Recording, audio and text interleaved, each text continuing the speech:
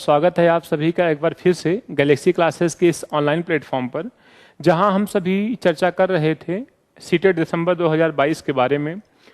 संपूर्ण psychology and pedagogy की classes लेकर के हम आपके समक्ष उपलब्ध हैं। इससे पहले हम लोगों ने बहुत से क्लासेस में बहुत से टॉपिक्स को जो इम्पोर्टेंट थे एग्ज़ाम के दृष्टि से उन्हें कवर किया हुआ है। आप अगर पिछले वीडियोज़ को नहीं देखे हैं तो जा कर के देख सकते हैं। इससे जस्ट पहले के वीडियो में हम लोगों ने स्किनर को पढ़ा था, पावलोव को पढ़ा था। आज हमारा टॉपिक जो है वो थॉर्नडाइक के सिद्धांत के बारे में बहुत कम समय में कम शब्दों में पढ़ते हैं, जितने से आपका काम चल जाए और खूब अच्छे से नंबर आप ले आ सकते हैं। ठीक है, चलो समय को बहुत न लेते हुए आपको बहुत आराम से शॉर्ट में पढ़ाते हैं हम। थॉर्नडाइक के बारे में अधिगम का एक महान मनोवैज्ञानिक जो अधिगम टॉपिक से संबंधित है उसके बारे में हम पढ़ने चल रहे हैं। थॉर्नडाइक के बारे में एक छोटा सा परिचय। थॉर्नडाइक जो थे उन्होंने जिस सिद्धांत को दिया उसे हम SR थ्योरी के नाम से जानते हैं।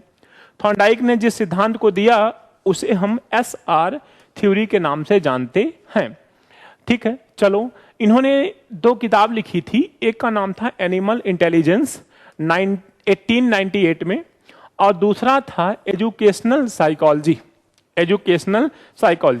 2 किताबें इनकी हैं। दोनों किताबों को आपको याद रखना चाहिए।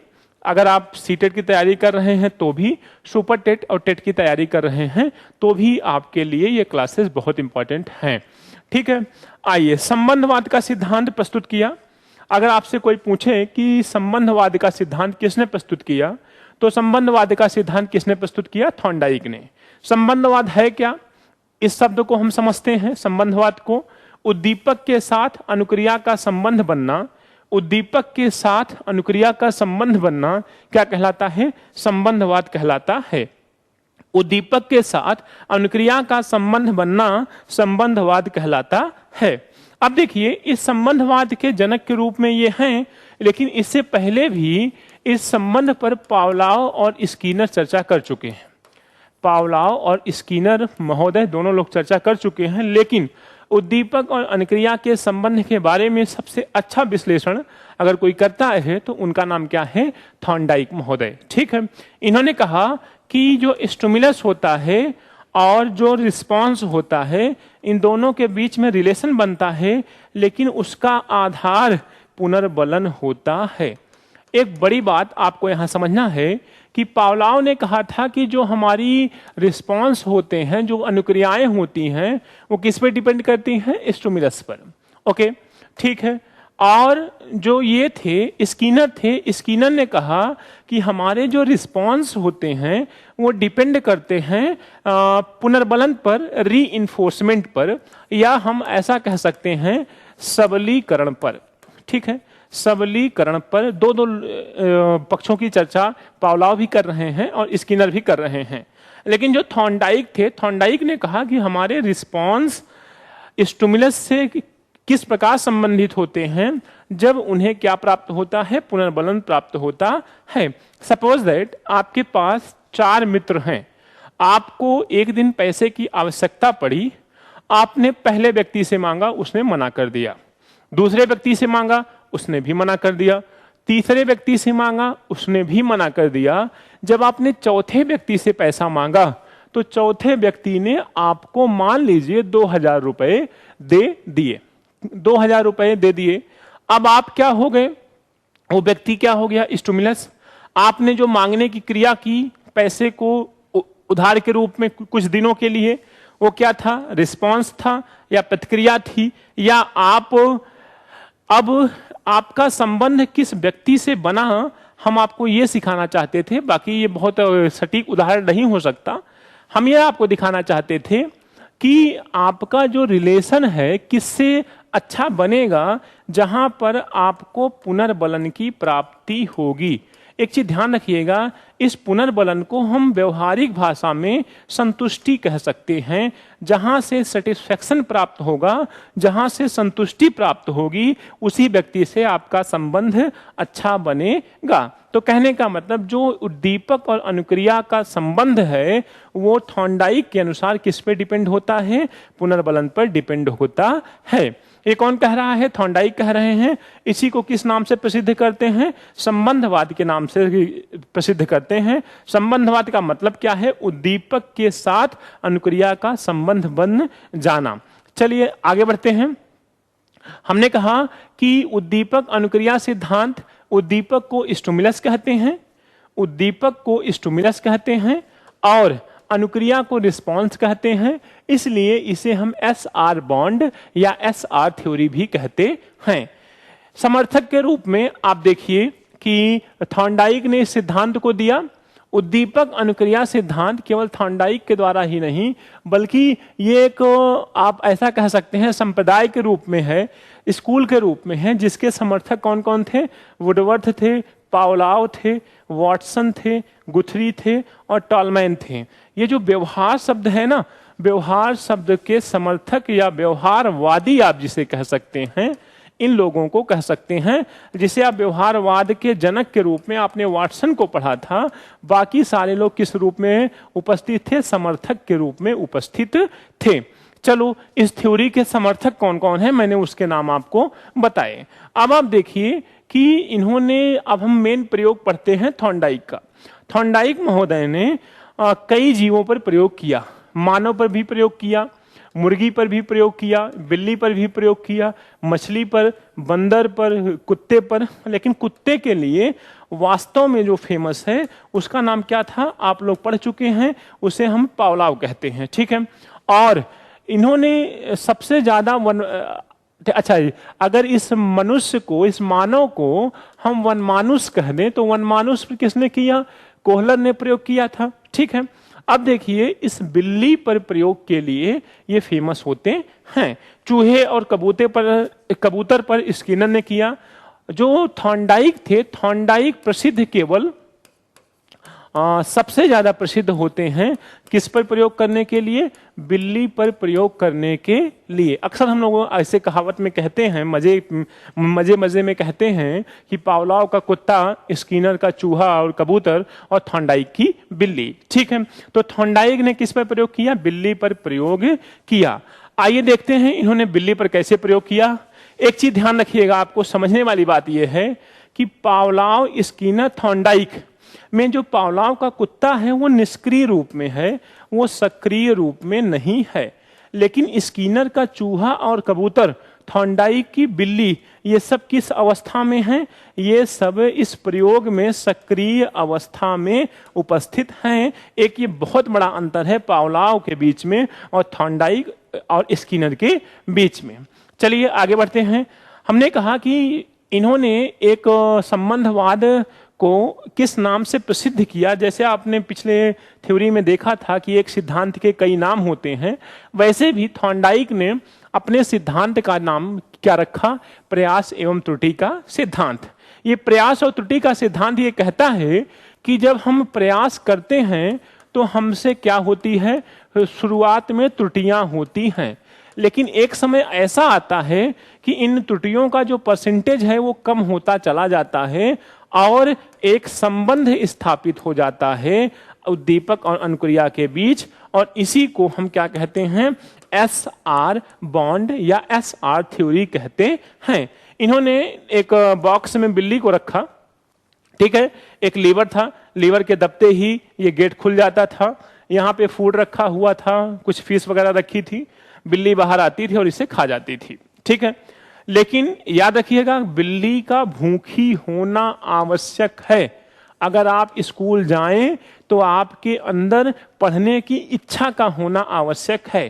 TET, CTET, super TET qualify करने के लिए आपके अंदर एक उत्सुकता, एक अभिप्रेरणा होनी चाहिए गवर्नमेंट जॉब करने की। अगर ये उत्सुकता, ये अभिप्रेरणा नहीं है तो आप उतने लगन से नहीं पढ़ सकते जितनी लगन से एक उत्सुकता वाला व्यक्ति या अभिप्रेरित व्यक्ति पढ़ेगा।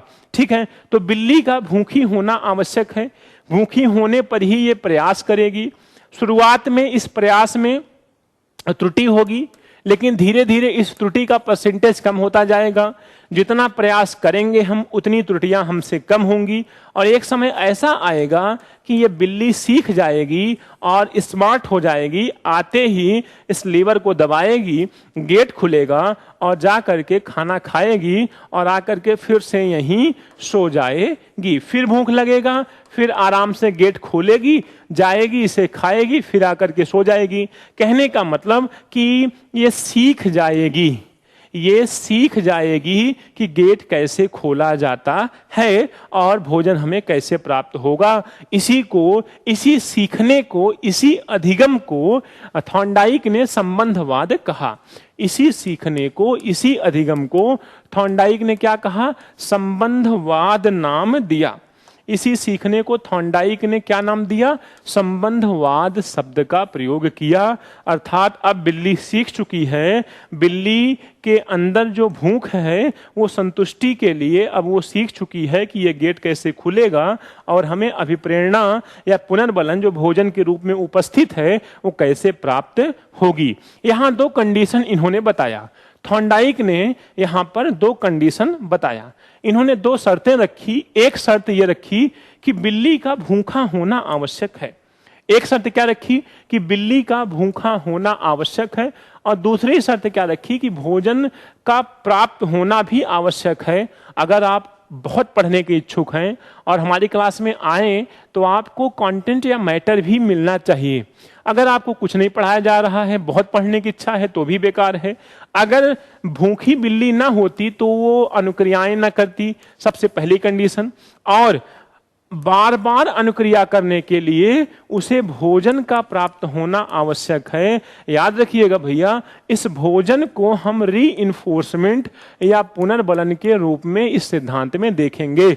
अर्थात अगर बिल्ली को पुनर्बलन प्राप्त नहीं होगा तो वो जो अनुक्रिया कर रही थी वो अनुक्रिया नहीं करेगी। बालक से किसी कार्य को अगर बार बार करवाना है तो उसे पुनर्बलन देना आवश्यक होगा। बिना पुनर्बलन के वो किसी कार्य को बार बार नहीं करेगा। पुनर्बलन दो प्रकार का होगा, सकारात्मक पुनर्बलन, नकारात्मक पुनर्बलन। यहां पर हम बात कर रहे हैं किसकी? सकारात्मक पुनर्बलन की, नकारात्मक पुनर्बलन की नहीं। चलिए आगे बढ़ते हैं।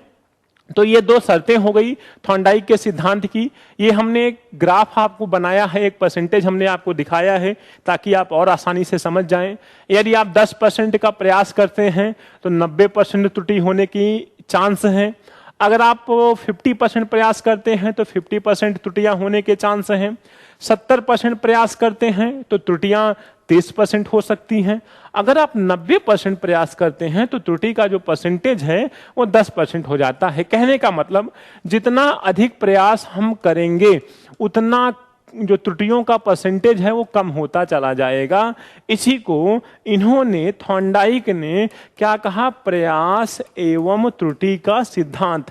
अर्थात आप अपने जीवन में इसे कैसे लागू करेंगे, एक बालक अपने जीवन में कैसे इसे शिक्षक कैसे लागू कराएगा। बालक पहले किसी चीज को सीखने का प्रयास करेगा और फिर त्रुटियां करेगा, फिर प्रयास करेगा, फिर त्रुटियां करेगा।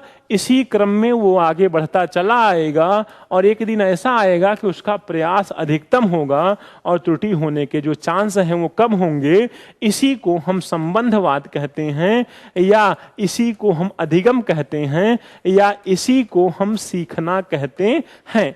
आई बात समझ में? जब आप शुरुआत में साइकिल चलाना सीखे होंगे तो आपने काफी बार प्रयास किया होगा, बहुत गलतियां किए होंगे, गिरे होंगे, चोट लगी होगी। लेकिन एक समय ऐसा आया जब आपका प्रयास बहुत ज्यादा हो गया, तब जो गलतियां थी उनका परसेंटेज कम हो गया और आप साइकिल चलाना सीख गए। ठीक है, मान लीजिए आप किसी सवाल को कर रहे हैं, एक बार करेंगे तो एग्जाम में गलती होने के चांस अधिक हैं। अगर उसे रिवीजन बार बार करेंगे, 10 बार 15 बार उस सवाल को लगाएंगे, तो आप श्योर रहिए कि वो सवाल आपका एग्जाम में गलत होने वाला नहीं है। ओके, चलिए आगे बढ़ते हैं।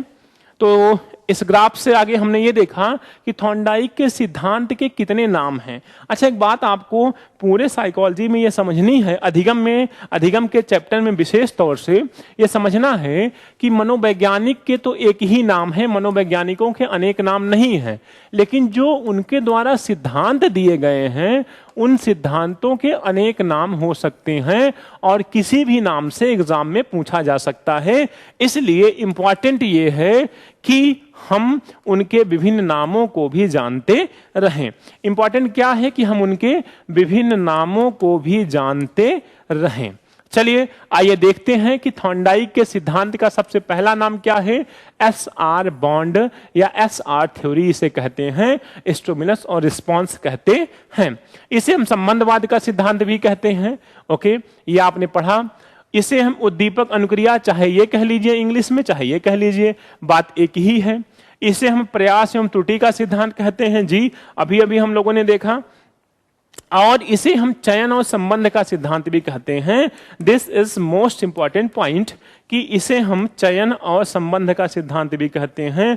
हमें सिलेक्शन करना पड़ेगा कि हम कौन सा कार्य करें, है ना। बिल्ली ने तो ऐसा तो है नहीं पहली बार में सीख गई होगी, उसने कई गलत प्रयास किए होंगे, फिर उसने सिलेक्ट किया होगा कि हाँ अब हमें इसी दिशा में कार्य करना है।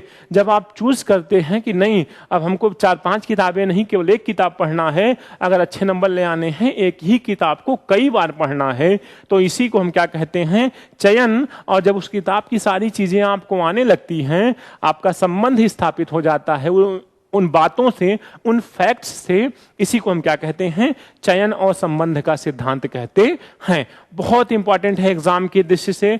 बच्चों इसे बहुत अच्छे से याद कर लीजिएगा। ये पांचों नाम बहुत इंपॉर्टेंट हैं। एग्जाम में श्योर 100% आपसे कोई ना कोई नाम पूछा जाएगा। आइए आगे बढ़ते हैं। अधिगम से संबंधित कुछ नियम भी इन्होंने बताए थे। अधिगम से संबंधित कुछ नियम भी इन्होंने बताए थे, जिसे हम मुख्य नियम और गौड़ नियम के रूप में आपके सामने रखते हैं। हमने कहा कि इन्होंने 3 नियम बताए। एक नियम इन्होंने बताया तत्परता का सिद्धांत, तत्परता का नियम, है ना। इसे अभ्यास का सिद्धांत और प्रभाव का सिद्धांत। ये क्या है सर, जल्दी से आप मुझे समझाओ कि तत्परता का सिद्धांत, अभ्यास का सिद्धांत और प्रभाव का सिद्धांत क्या कहता है। तत्परता को समझने के लिए आपको, तत्परता को हम रेडीनेस कहते हैं, तत्परता को हम क्या कहते हैं, तत्परता को हम रेडीनेस कहते हैं। तत्परता का सिद्धांत ये कहता है, तत्परता को समझने के लिए 3 बातें मैं आपको समझाता हूं। हमने कहा कि निश्चित समय, निश्चित आपके सापेक्ष में इस बात को मैं समझा रहा हूं।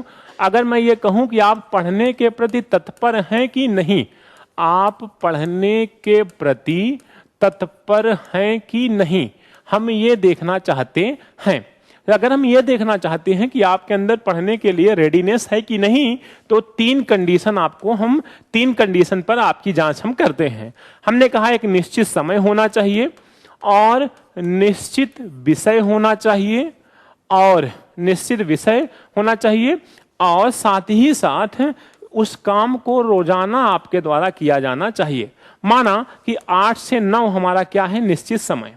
8 से 9 में हम साइकोलॉजी पढ़ते हैं रोजाना, ये क्या हो गया, निश्चित विषय हो गया। और रोजाना हम पढ़ते हैं, ये हमारा क्या हो गया, रेडीनेस। एक भी दिन हम छुट्टी नहीं लेते, एक भी दिन हम गैप नहीं करते हैं। तो तत्परता का मतलब किसी कार्य को नियमित रूप से करना, निश्चित समय पर निश्चित विषय को रोजाना पढ़ना। लेकिन दूसरा सिद्धांत भी यहाँ कार्य करता है। दूसरा सिद्धांत ये कहता है कि साइकोलॉजी में तो मान लो 20 चैप्टर हैं, है ना, ये 15 से 20 चैप्टर हैं। अगर आप निश्चित समय पर रोजाना उसी विषय को पढ़ोगे तो किसी दिन 1 चैप्टर, 2 चैप्टर, 3, 4, 5 आप ऐसे पढ़ते चले जाओगे। इसका मतलब क्या हुआ कि आपका ये विषय तैयार हो गया? नहीं। दूसरा ये कहता है कि हमें अभ्यास भी करते रहना है। अगर हम एक दिन में पहला चैप्टर पढ़े, कल दूसरा चैप्टर पढ़ेंगे, तो हम पहले चैप्टर का कल अभ्यास भी करेंगे। अर्थात अभ्यास का मतलब हमारा इस यहाँ किससे है, क्वेश्चंस से है। तो केवल थ्योरी पढ़ने से काम नहीं चलने वाला है, इनसे संबंधित प्रश्नों को भी आपको अटेंड करना होगा। और तीसरा क्या है? प्रभाव का नियम। प्रभाव का नियम कहता है, प्रभाव का नियम का मतलब बहुत सिंपल भाषा में इसे हम कह सकते हैं संतुष्टि का नियम, संतुष्टि का सिद्धांत। जिस कार्य को करने पर हमें संतुष्टि मिलती है उसी कार्य को हम बार बार करना चाहते हैं। जिस कार्य को करने से हमें नकारात्मक पुनर्बलन प्राप्त होता है उस कार्य को हम करने से बचते हैं। उस कार्य को हम करने से क्या होता है? हम बचते हैं। अर्थात प्रभाव का नियम क्या कहता है कि हमें अगर किसी कार्य को करने के बाद संतुष्टि प्राप्त होती है तो उस कार्य को हमें करना पड़ेगा, अदरवाइज जिस नकारात्मक अगर हमें एनर्जी मिलती है तो उस कार्य को हम नहीं करेंगे। बालक भी यही करता है, जिस कार्य को करने से उसे खुशी मिलती है, इंटरेस्ट मिलता है, उस कार्य को वो करता है, अदरवाइज उस कार्य को करने में इंटरेस्ट नहीं लेता जिसको करने से उसे नकारात्मक पुनर्बलन या नकारात्मक गिफ्ट दंड मिलता है, एक्सेट्रा जो भी कह सकते हैं। ठीक है, तो प्रभाव का नियम क्या कहता है? संतुष्टि, है ना। अगर किसी विषय को पढ़ने के बाद संतुष्टि हमें मिली तो हम खुश हो जाते हैं, कल फिर उस विषय को पढ़ना चाहते हैं। लेकिन अगर संतुष्टि नहीं मिलती तो उस विषय को हम पढ़ने से थोड़ा सा इतराते हैं या उससे हम भागते हैं। आइए और क्या समझना है यहाँ। ये जो दूसरा है अभ्यास का नियम, अभ्यास के नियम को यहाँ दो भागों में बांटा गया। अभ्यास के नियम को यहाँ दो भागों में बांटा गया, उपयोग और अनुपयोग। बहुत बड़ी बात है, क्या हम ऐसी किताब से अभ्यास कर रहे हैं जिसमें प्रश्नों का संकलन बहुत अच्छा नहीं है, बहुत सही नहीं है? क्या हम एक ही प्रश्न को, एक ही चैप्टर को 5 दिन से पढ़ रहे हैं?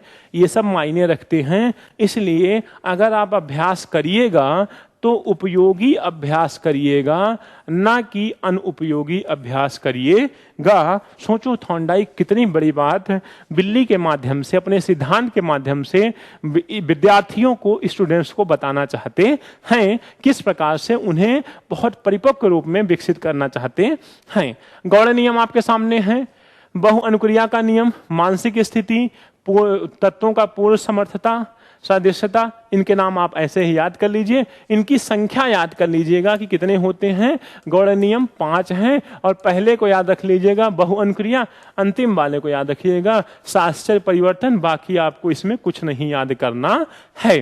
तो आपने देखा कि हमने मुख्य नियम भी पढ़े, गौड़ नियम भी पढ़े, पावलोव को पढ़ चुके हम लोग, स्किनर को पढ़ चुके, आज थॉर्नडाइक को भी हमने कंप्लीट किया। इसी तरीके से नेक्स्ट वीडियो में महत्वपूर्ण टॉपिक के साथ हम आपके सामने आएंगे। और इससे पहले की क्लासेस अगर आप नहीं देखे हैं तो डिस्क्रिप्शन बॉक्स में जाकर के देख लीजिए। तब तक के लिए बहुत बहुत धन्यवाद। Thank you so much.